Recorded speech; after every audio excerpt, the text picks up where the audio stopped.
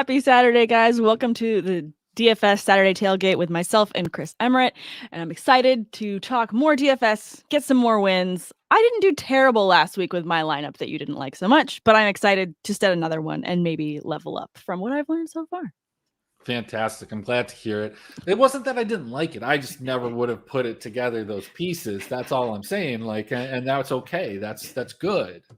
It's good that I'm trying to be different. I'm just trying to win my own way, Chris, but while also taking all of your amazing knowledge in DFS to apply that across the board. So we can cover the full slate of questions that we have for today. And guys, if you have any DFS questions, please go ahead and throw them in the comments. We'll get to all of them as quickly as we can. Hope you're having a great Saturday. But let's build our DraftKings lineup. Let's go. Let's start it off with the first matchup we want to cover in the Bengals. And Bengals, I feel like, are going to have a really great week this week. I love the stack of doing Joe Burrow with Jamar Chase. Is Joe Mixon someone, though, that you're also looking at in terms of DFS for this week?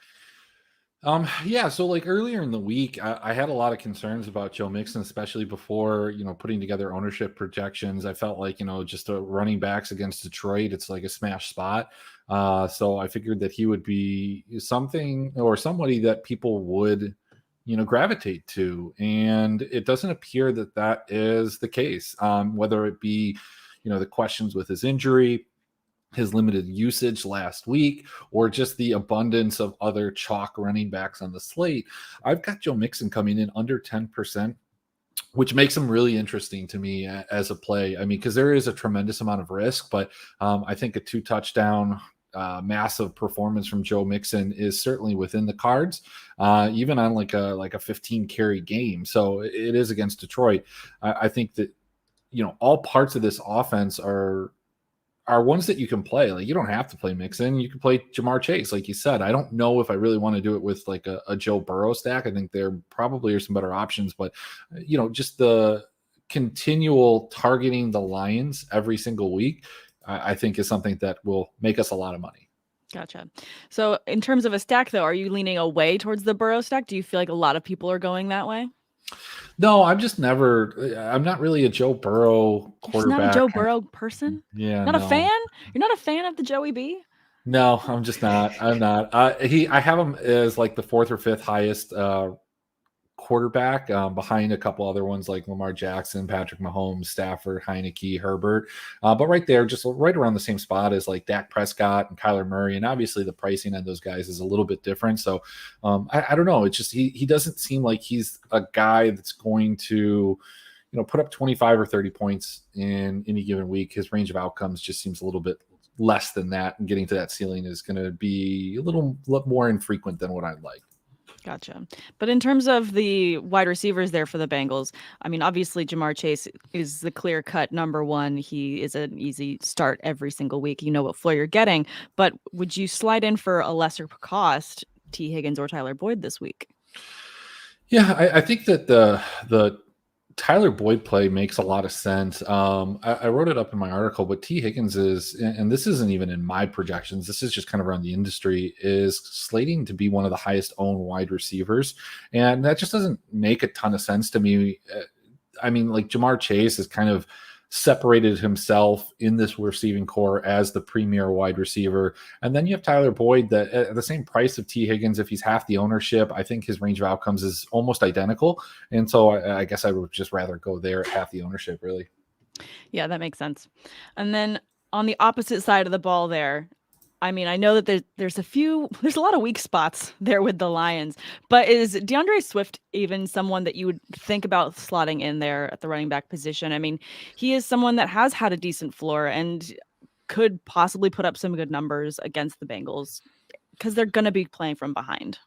Yeah, I mean, somebody's got to, right? Yeah. This team is just devoid of skill personnel that just keep going down left and right. Tyrell Williams is not back. Quintez Cephas is, I think, gone for the year. Jamal Williams and DeAndre Swift are both banged up, but we've seen DeAndre Swift manage to put up, 20 points or more in 3 different games. And so against a Cincinnati team that I don't necessarily think is that good. I mean, I understand that they've had a decent record and they've won a couple games that we didn't expect, but coming against Detroit only loses on last-second field goals, and I think we kind of established last week that Cincinnati can't win on last-second field goals, right? So this should be a game that this should be a game that Detroit wins. Yeah, easy. Absolutely. No, it should be something that they can at least put up a fight against. I do still think that the Bengals are going to come away with the win in this one, because I am a little bit of a Joey B fan. I mean, I feel like I kind of have to be. I mean, maybe it makes more sense for me to be as opposed as I can be, considering he's a division rival, but I just love the way he plays and love that he always tries to go the extra mile to get the win. But that's just me personally. Let's go ahead and talk about another matchup, though. Let's talk about the Panthers versus the Vikings. Do we think that the Panthers can finally bounce back against the Vikings this week? And do you have a favorite wide receiver to start between DJ Moore and Robbie Anderson? Yeah, I mean, well, it's always going to be DJ Moore. I mean, it's just a whether or not we see him back ascend back to the level that he was playing at. I mean, I was kind of shocked at how poorly Carolina played against, I think it was the Eagles last week, and just really disappointing game from DJ Moore. Robbie Anderson continues to have a massively disappointing season, but this is who Robbie Anderson is, and this is who he's going to be, I think, forever. He still will have a pop-off game or two. Is it this week? I mean, they're daring us to play him at 4,800. I almost want to take a stab at him, but this particular week, not just this game, but like everything that we're going to talk about is just, it's a train wreck, and it's kind of hard to even button down all the way here on Saturday what we're going to do even tomorrow. I felt like there was even more clarity earlier in the week before everybody just started like dropping left and right. But I like DJ Moore. He seems healthy. No CMC. So yeah, they're going to probably just feed him another 10 to 12 targets. And I think Minnesota's secondary is exploitable.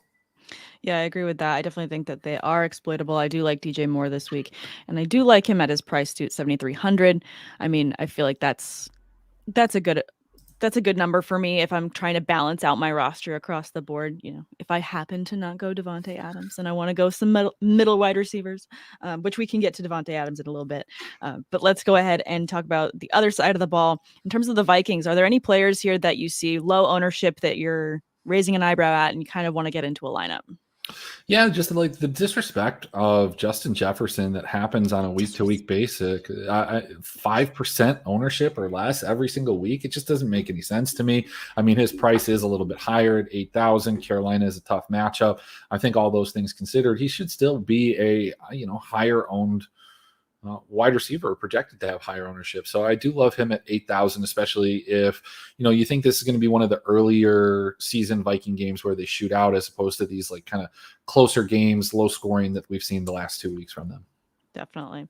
No, I like that. And I think I love it when you point out that there's been too much disrespect on a personal player. So definitely got to stand up for these guys. Come on. I mean, what's going on? Somebody's got to do it. Somebody has to. Somebody's got to start these guys. What's wrong with Justin Jefferson, everybody? Come on. I have him on like every seasonal team that I have and a bunch of my best ball teams. So I am really invested in his success. I love it. I love being fully invested in these guys.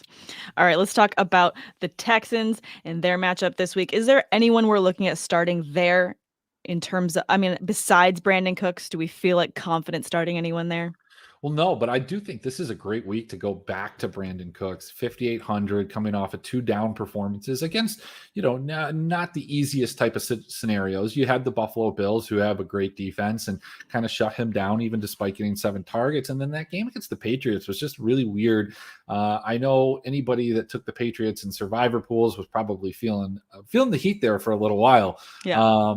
But Cooks didn't have a good game after, the first 3 games of the season, just absolutely lighting it on fire. I think this is a great bounce back spot for him. So I don't mind taking a stab at Brandon Cooks in large GPPs because, hey, why not?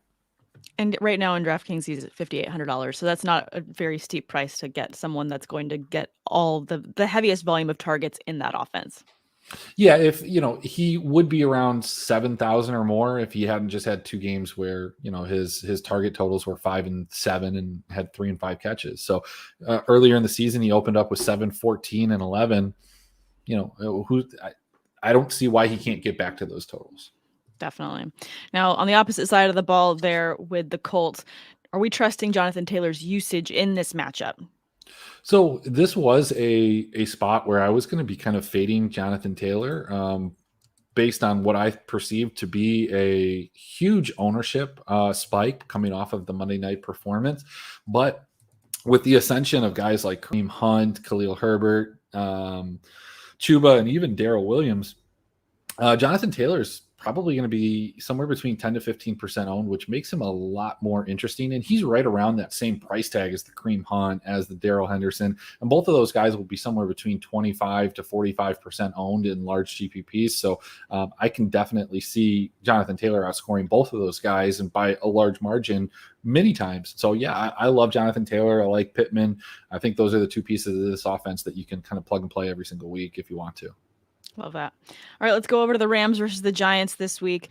Now, are there any players on the running side or the passing side of the game that we like for the Rams? Personally, I like both sides of the ball in this matchup. Yeah, I think you kind of just pick. They're all right there. I'm surprised that Cooper Kupp, even at 7,900, has kind of the confidence that coming off of a couple bad games by his standard, at least. By his output normally, sure. Yeah. I was like, bad games. I mean, they're just not blowout points that are, sweeping you off your feet. But I mean, it's Cooper Kupp. There's still numbers that you're not losing your week because he didn't show up. Well, I feel like it's a situation where they gave Robert Woods his game. And now Matt Stafford can throw it back to his breakfast buddy. He's gonna go back to Cooper Kupp. I feel like this is a big game, maybe 2 touchdowns. If not, Henderson's another guy. I mean, they're all going to leverage off of each other. I would be surprised if there are, most people are going to have exposure to this offense in some form or another, and it's going to be one of those 3 guys. And I don't have a problem with any of them. Well, it's good to know you don't have a problem with them. This isn't personal. Well, look, we got to stand up for some guys, and we got to have no problems with other guys. Like it's all a personal affair. Absolutely. Now, on the other side of the ball for the Giants, obviously Kadarius Toney is probably the biggest waiver wire ad this past week, and even I think with the week before that, because the Giants are just absolutely snake bitten with injuries all over the place. But are you still preferring him over Sterling Shepard this week? It's a curious case. I mean, we don't know what Sterling Shepard's real health situation is. I mean, is he 100%? Is he coming back like early? Are they going to just not run Toney in the slot, just run Shepard there? It's hard to say. I don't think you could play both of these guys. Toney's looked fantastic, and I mean, he's a little banged up. He's a weird guy. I've seen some of his interviews. Very strange.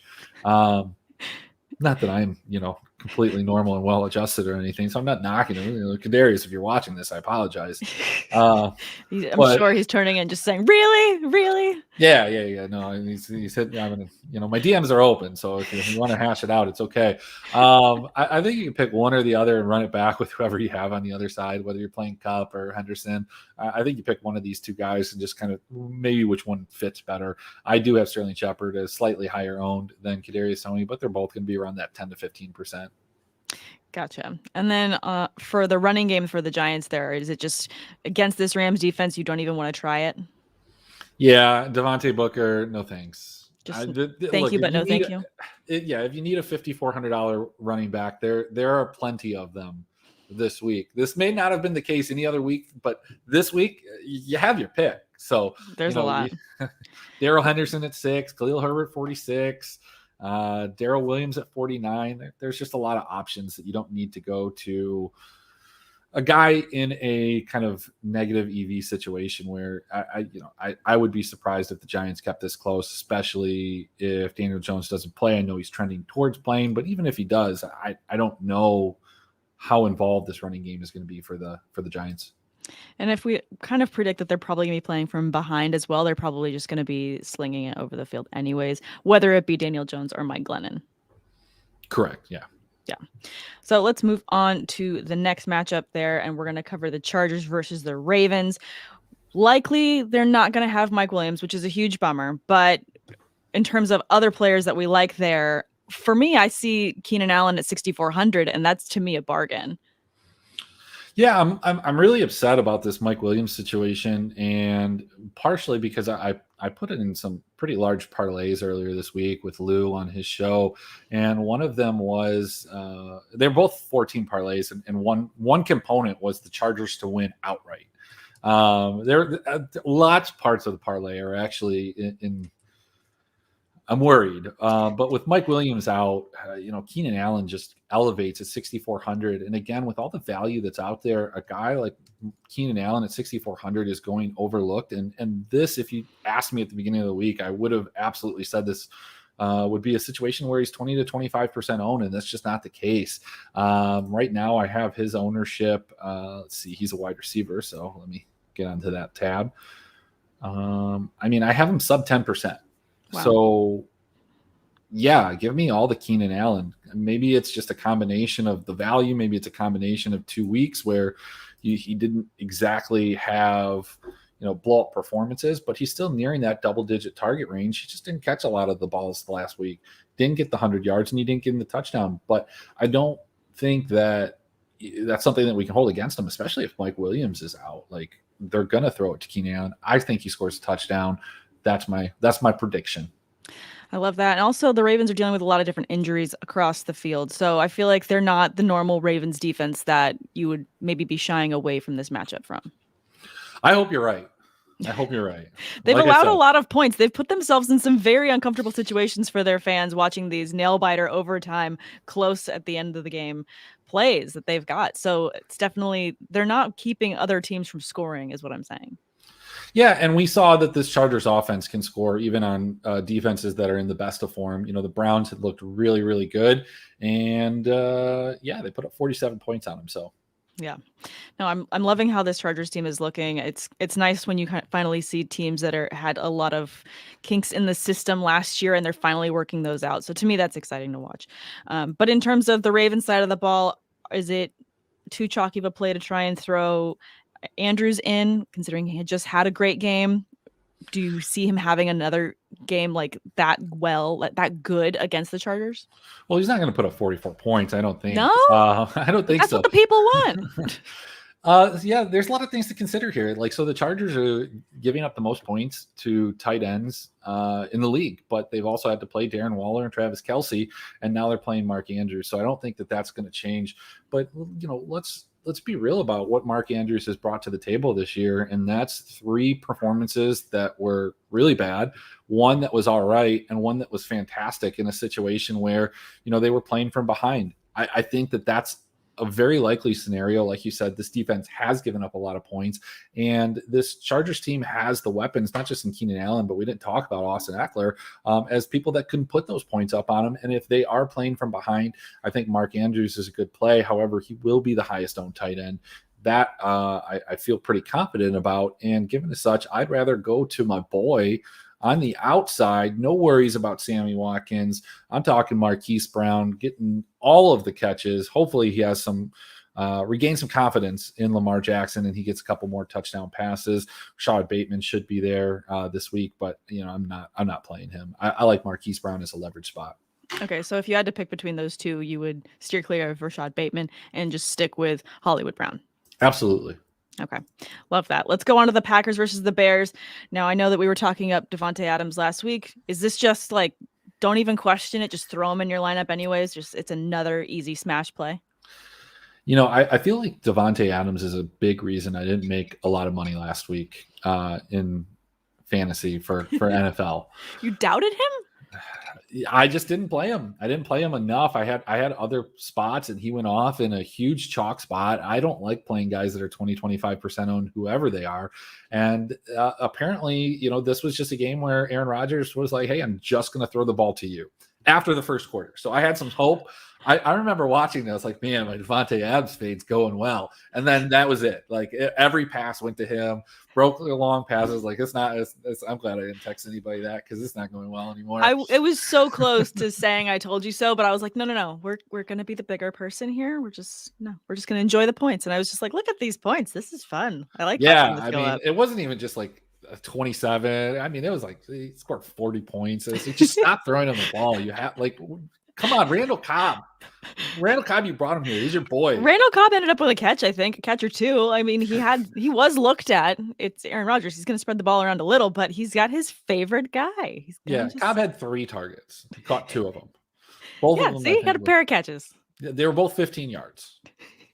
There you go. Something. Yeah, no, I think you can. Adams is going to be one of the highest owned players on the entire slate. And part of it is because of all that value in the running back position that we've kind of alluded to. So you can pay up for that $9,000 wide receiver that's getting at times 50% of his team's targets. So yeah, you can always play Davante Adams, but there is still that risk at a 9,000. We've seen him. He's not absolutely foolproof. The Pittsburgh Steelers held him to 12 points, which it could happen again. This is the Bears, though. You never know. Yeah. So, but I mean, it's interesting because to get Davante Adams, you might be playing a guy on the other side of the field, and that's going to be Khalil Herbert. So, unlike another running back that we'll talk about his situation, Khalil Herbert's going to be around 20 to 25% owned. The only guy in that backfield that he has to worry about this week is Ryan Null, and I think we could call him Ryan Null because it's not a worry. Oh, it's just a matter of this matchup. Yeah, you like that? Yeah, very, very nicely done. No, yeah. No, Khalil Herbert was my next question. I mean, in terms of other players that were huge waiver wire ads in regular leagues, I mean, in DFS, is he someone that you see as being a low ownership that's why you're targeting him? No, he's just super inexpensive. So 4,600 doesn't need a ton. This Packers defense is they're nothing special. So you can't necessarily say that this is a team that you want to avoid. In fact, when we look at their numbers against running backs, they gave up 32 points to the running backs last week, 21 to the Steelers. They did shut down the 49ers, but they gave up some points to the Lions and to the Saints. Different situations, different quality of running backs, but I think Khalil Herbert at 12 points is kind of what you're needing at an absolute floor level. Certainly playable. If you do want to get leverage, the guy that almost nobody is going to play, and at some point he has to break out, right, is just Allen Robinson at 5,300 at some point. But is it this week? Well, he's questionable too. Did he practice? I feel like as I'm looking through this DraftKings to make my roster, as I do every week after I've gotten all of your information in terms of who to start, there are so many questionable people all over this thing. It's crazy. Yeah, and I guess he had limited practice on Friday after not practicing Wednesday, Thursday. I would assume that means he's going to end up playing. But I don't know if this is a spot I want to go to. But yeah, I think you can. I don't think anybody's going to own him. I don't even know if he shows up on my sheet here. I mean, he does. Everybody does. But let's see. Yeah, 2%. So wow. So if you're feeling frosty and you want to throw in crazy ringer, maybe Allen Robinson there. Love that. Why not? All right, let's talk about the Kansas City Chiefs versus the Washington football team. How are we feeling about this game overall? I feel like both of these teams are showing up without defenses, and it's just going to be a very high scoring game. And that's how I felt too. This is part of that big parlay. I have the over in this. The two teams that have they're both 4-1 against the over-unders, hitting the over 4 times and missing once each. And they have the biggest point differential from those overs, 11 and 8. So these two teams playing each other is just a dream spot for absolute fireworks. But what do we have? We have a questionable Tyreek Hill and a questionable Terry McLaurin, which gives me a lot of pause. Not from the Kansas City side. From the Kansas City side, I think that, if Tyreek Hill doesn't play, you still have Travis Kelce, you have Demarcus Robinson, Pringle, and McCole Hardman. All of these guys are more than talented, and they're inexpensive, so they're easier to stack with Patrick Mahomes, which I love doing. But without Terry McLaurin, without Logan Thomas, without Curtis Ricky Samuel, Seals-Jones, come on, this is his game. He's only 3,000. He's only 3,000. I like him for this one. And he's going to be pretty high owned, but you don't need a ton from him. But I worry that if he doesn't score a touchdown, does he really he probably gets to 9 or 10 fantasy points, but does he get to the 15 or 16 that you're kind of hoping for? Yeah. I would much rather find a way to pay up for Travis Kelce. Okay. This just feels like a Travis Kelce week. We're talking 10 catches, 170 yards, 2 touchdowns. Hopefully they can get to the over, and if the Washington side of things cannot do their part, maybe the Chiefs can put up 56 points all by themselves. Yeah, they definitely can by themselves. I feel like Mahomes has been, it's just not been Mahomes the way we normally expect him to be in terms of securing the win. He's not securing the bag. We need him to do that. And he hasn't done that consistently this season. So this should be a get right game for him. But I feel like this is also a really great opportunity for the Washington football team and Taylor Heineke to, really go out there and just sling the ball like crazy. And I feel like Heineke's someone that I like in terms of 2 QB league formats, just in standard, that I really like this week as being someone that's going to be a potentially high scorer. Yeah, I like all parts of this game, especially if McLaren does play. And let me see, did he practice on Friday? He didn't. He didn't practice all week, so that's the concern there. That is a concern. With Tyreek Hill, I feel like it would be more like load management. It would just be he's a veteran. They're resting him up for the week more than anything else. Well, he had a knee injury last week, and then they have him listed as a quad, but I think he did end up practicing on Friday. Tyreek Hill had limited practice on Friday, so I feel a little bit more confident. He didn't practice on Wednesday or Thursday, but the fact that he was out there on Friday makes me think that he probably will play to some extent. Definitely. And is there anyone else in terms of just a flyer from the Washington football team that you like? I know that you shot down my Ricky Seals-Jones, but... No, I think Ricky Seals-Jones is fine. But who else is there? I mean, Adam Humphries, DeAndre Carter, because it looks like Robbie Brown and like everybody on their wide receiving core is banged up. So Robbie Brown was limited practice all week. Cam Sims is out with a hamstring. And Antonio Gibson was limited practice pretty much all week with the shin fracture or whatever that is. So, yeah, just rough sledding here in Washington. It is rough sledding, but I think that there is still going to be some decent players to have there. Maybe Jerick McKinnon is someone that is going to end up being more utilized in the passing game this week. McKissick, you mean? Yeah. Similar player. Same thing. Yeah. Same thing. Same difference. But we can move on. Ignore the mess up. It happens. It happens to the best of us. I forgot Adam White's name one time on a pod with him.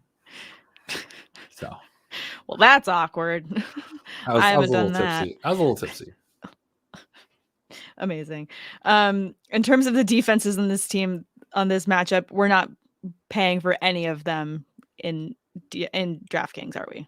No, absolutely not. This is a hard pass on the defenses. Yeah. All right, let's go forward to the next game. Let's talk about Cleveland versus the Cardinals. Do we feel like this has the potential of being a shootout as well? Yeah, so this is this is one of the games to focus on. Kareem Hunt is somewhere between 40 to 50% ownership with Nick Chubb out. I guess my concern with this is that last year, if you remember, there was a period of games where Kareem Hunt was the only running back in that backfield, and he did not perform well in doing so. He's banged up himself. He did practice. I guess it's a wrist injury, but we saw Demetric Felton get some run and some plays earlier in the season. And I just wonder if they'll use him and Dearness Johnson a little more liberally with Hunt, and that we're not going to see this increase in Hunt's workload. And maybe, in fact, we see a decrease in effectiveness because of him not being rotated on the second end of things, but being the primary back and kind of wearing the defense down like Nick Chubb has been doing. And then, Hunt comes in, cleans up, and steals touchdowns. So that is the concern at 40 or 50%. It just seems like it's just a wild number for a guy that's not like minimum priced. 6,200 is super inexpensive, but it's not minimum price. Yeah. Still even in the wide receiving core, Odell Beckham at 5,100, that's, super inexpensive. We have been disappointed by Odell the last couple of weeks, but they're just daring us to play him. But, he's super cheap. I mean, everybody in this game is way less expensive than they should be. DeAndre Hopkins had some limited practice throughout the week. I think he's a fantastic play. I don't have any concern with his practicing. That just feels more like a kind of a veteran load management situation. So I think for the Cardinals to do this, they need to get out and get ahead of Cleveland. And the way that they can ensure that is by force feeding DeAndre Hopkins, getting him a touchdown early, get him going. And if they're in the lead, then Cleveland can't really, run the ball the way that they want to, and they're going to force Baker to throw it. And, that doesn't always go so well for Cleveland. Definitely. And though they did just make a trade and they picked up Zach Ertz, he is not eligible to play this weekend. That would be fun if you could double dip on a player like that, but you can't. So next week, I think maybe we'll be talking a bit more about what we think Zach Ertz is going to be able to do in this offense. Yep, just another piece in there to steal touches from all the guys there. Wonderful. Super excited for it. I can tell that you are just beaming over it. This is going to be very exciting. Maybe last year when I had a ton of Zach Ertz, I would have been excited in seasonal, but I had 0 Zach Ertz this year. So Gotcha. Okay, cool. Well, let's talk about the Raiders versus the Broncos. Will the Raiders get a win in for their interim coach after the crazy week that they've had to deal with? yeah, and teams have actually typically performed well for interim coaches in their first game, although the circumstances surrounding their previous head coaches' firings typically didn't necessarily go the way that this one did. So we'll see how the team kind of rallies around this situation and how involved John Gruden was in the game plans for the offense. I think it was probably just him, and so we don't really know what we're going to get from this Raiders offense necessarily in a tough divisional matchup in Denver. I think you could take some dart throws at guys like Brian Edwards, guys like Hunter Renfrow, and of course Darren Waller, who's down at 6,600, who also has a Q tag on, by the way. It's like, who doesn't have one of those on this week? Crying out loud. Did not practice, non-injury, full. Okay, so yeah, he's fine. No big deal. I don't really have a ton of interest in this game, but I didn't have interest in this matchup last week either, meaning the Broncos Steelers. And that ended up being a pretty decent fantasy game. So, again, this is kind of a sneaky stack. I don't like the overall slate with all these injuries. I think I'm going to play a lot of the late slate, which is just the 3 games. And I'll have a ton of exposure to this game because I think it's going to go underlooked out of these trio of games, the one we just talked about and the one we're about to talk about. Gotcha. And so even like someone like Cortland Sutton, I mean, he ended up with a decent week last week. Is he someone that you'd like to throw in as your third wide receiver, perhaps? He also has a Q tag. But yeah, I think you could play Cortland Sutton. He's never going to be, he's fine. He's never going to have the ownership that some of the other guys do, but he definitely has the ceiling. It's just for Sutton, my problem is that he doesn't really have a median projection or a median. It's all or nothing, which is great for GPP. Just you have to be prepared to get that, sub 10 point performance when you roster him. Yeah, no, that definitely makes sense. All right, let's talk about the last game we want to cover, which is the Patriots versus the Cowboys. Now, are we going to be rolling with Dak or Zeke? Or are we going to combo the two this week in this matchup? So I absolutely love playing Zeke in this matchup. Okay. I think that there's some held over belief that the Patriots are, this good team in Foxborough, and they do. They played the Bucks pretty close, but I don't know if the Bucks are as good as we thought they were. Some of the injuries have kind of gotten to them, but Dallas is coming in only as a 3-point favorite, which seems kind of crazy. Also part of the parlay, by the way.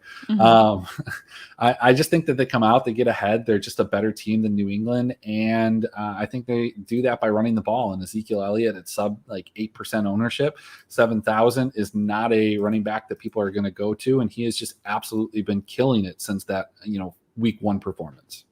Gotcha. All right. I love that matchup there. And then in terms of on the other side of the ball, is Jacoby Myers going to finally get a touchdown this week? It feels like they're trying to get the ball. He nearly had it last week, got stopped at the 1. This has to be the week for him, right? It was painful. I think he was my highest owned player, and at least from a wide receiver standpoint. And I'm going to say no. I don't think so. I don't think he gets one into this week. No. Nah. That's really sad. All right. Well, I still think that this could be his week, so I'm going to throw him in my lineup. Are there other players that we haven't mentioned that we want to cover before I tell you the lineup that I have just thrown together based on our conversation? I'm ready. You ready? I'm ready. Okay, wait. I needed you to vamp for 1 minute because I got to throw someone else in here. Okay. Yeah, again, hey, so a lot of what we've talked about today and what's going on is we just have to kind of monitor news and wait till tomorrow morning when we find out who the, absolute actives and inactives are. I think a lot of ownership is going to sway in different directions. It just, this feels like late season NBA with all the injury news. It's been absolutely wild this week, and it doesn't look like it's going to alleviate until tomorrow morning. So, if you're not a sub to Dr. Roto, go ahead, sub, get into the members only Discord around 10:30 tomorrow morning. We do a start and sit show. I will be hosting it with Doc, and then we'll go into the DFS show afterwards. So, we'll get final thoughts as all of these pieces of news progress. Love that. And I'm almost done, I swear. I just had one more player I needed to grab. I need to grab a flex. Maybe this is where you can help me because I've got, All right. So right now I've got Justin Herbert. I've got Darrell Henderson, James Conner as my 2 running backs because I love that he can just end up just vulturing a touchdown right there at the end. I think it has price. I think that's good. And then we've got Keenan Allen, Cooper Kupp, Jacoby Myers. I left Ricky Seals-Jones in there because it just was looking like too pricey to have our Travis Kelce in there. And then I had the Bengals defense against Detroit, which I feel like is picking on Detroit, but we've talked about this before. You said it's okay for me to pick on Detroit. Yeah, absolutely. So it's not my favorite play, but I totally get it. And that's probably I think Detroit wins. I mean, it's my optimism, my Detroit optimism. So I don't fault you for not sharing that with me. Okay. Well, I've got $5,000. I need a flex play. So I'm looking at Sterling Shepard there. I'm looking at Christian Kirk there. There's a couple different players in here that I think could work. Darrell Williams. So I'm not a huge fan of putting a running back in the flex, but if you went Darrell Williams, that gives you 600. It gives you 61. I mean, here's the other thing that you could do.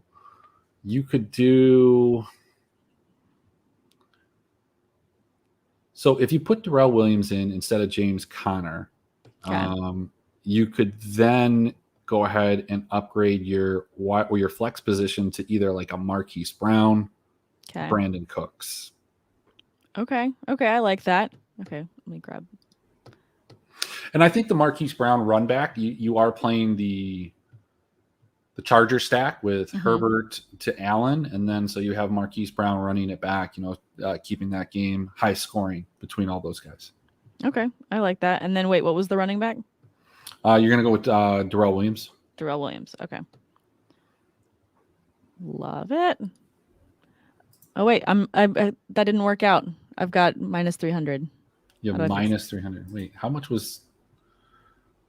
Darrell Williams is 4,900. And Marquise Brown is 5,900. Right, but if you went to Darrell Williams from James Conner, you would have saved yourself. Oh, I see. Okay, yeah, good point. All right, so how much do we have left here? I have $300. I got to figure out. Now, does that mean I just changed my defense? Well, no. What's your flex at? Let's take Marquise Brown out of it. Okay, Marquise Brown was 5,900. So we're looking at 5,600, or we have to change the defense. Mm-hmm. Kadarius Toney or Michael Pittman, Tyler Boyd. I like all of these options. Of those three, which is your favorite? Probably Michael Pittman. All right. I mean, if you really wanted to get crazy, you could play some Allen Robinson. I'm not that crazy. No, we're not doing that. All right. I'm going to submit that lineup. Very excited for it. Again, that lineup is Justin Herbert, Darrell Henderson, Darrell Williams, Keenan Allen, Cooper Kupp, Jacoby Myers, Ricky Seals-Jones, Michael Pittman as the flex, and the Bengals defense to beat up on the Detroit Lions, even though you think your Lions are going to win this week. It doesn't mean that it'll be a great high-scoring affair. They could win 17-14, and your defense could have a touchdown, and it could work out really well. It could all work out. We don't know. Maybe it works out. That could be great. Awesome. Well, thanks again, Chris. And then where can everyone check out your latest article for DFS in case they're catching the end of this show and they want to make sure that they're getting every single nugget of goodness of DFS knowledge? Should be posted on the website sometime today if it's not already up there. And then I'll be in the Discord starting tomorrow morning, probably around 8, 9 o'clock. Or actually, I've been waking up at 5 every day to watch League of Legends. So I'll probably be up at 5 watching League of Legends in the Discord. Love it. That's Eastern time, right? Yes, absolutely. Wow, you are up way earlier than I am. That is amazing. Thanks everyone for listening to the DFS Saturday Tailgate with Sam and Chris. Check out all the other content, seasonal and DFS tools, as well as premium access to our staff for all your fantasy sports questions in the members only Discord right here at drroto.com. Have a great rest of your weekend, everyone. Thanks for stopping by the office. Get your fantasy prescription by subscribing to the channel and checking out drroto.com.